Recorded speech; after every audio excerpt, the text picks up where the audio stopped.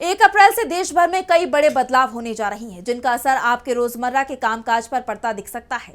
अपने साथ कई बदलाव ला रहा अप्रैल का महीना आम आदमी की जेब पर भी असर डालता हुआ दिखेगा। तो कौन कौन से हैं वो बदलाव जो 1 अप्रैल से हो रही हैं लागू और जिनके साथ जनता को बिठाना पड़ेगा तालमेल, जानेंगे इस रिपोर्ट में। भारत में इनकम टैक्स एक्ट 2025 के प्रावधान लागू होने के साथ ही 1 अप्रैल 2026 से कई बड़े बदलाव होने वाले हैं, जिनका असर आम आदमी के रोजमर्रा के जीवन पर पड़ेगा। तो आइए एक बार जान लेते हैं कि वो कौन कौन से बदलाव हैं जिससे जनता की जेब पर असर पड़ सकता है। इसमें सबसे पहला है प्रॉपर्टी ट्रांजैक्शन।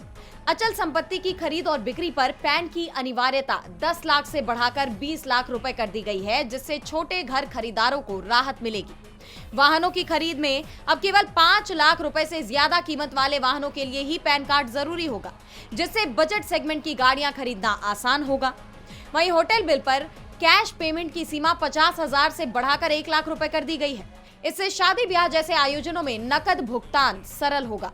नकद लेन देन अब बैंक में साल भर में कुल 10 लाख रुपए से ज्यादा के नकद जमा या निकासी पर ही पैन देना होगा, जो छोटे व्यापारियों के लिए बड़ी राहत है।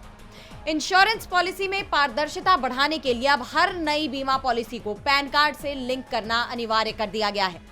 पैन के लिए नए दस्तावेज अब आधार कार्ड डेट ऑफ बर्थ के प्रमाण के रूप में मान्य नहीं होगा। इसके लिए बर्थ सर्टिफिकेट या पासपोर्ट जैसे दस्तावेजों की जरूरत होगी।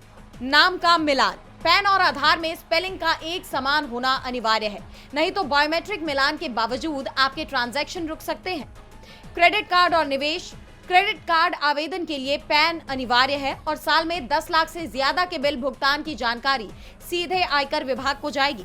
अगर इन नियमों और बदलाव से आपके जीवन पर कोई असर पड़ने जा रहा है तो पहले से तैयारी करना सही साबित होगा।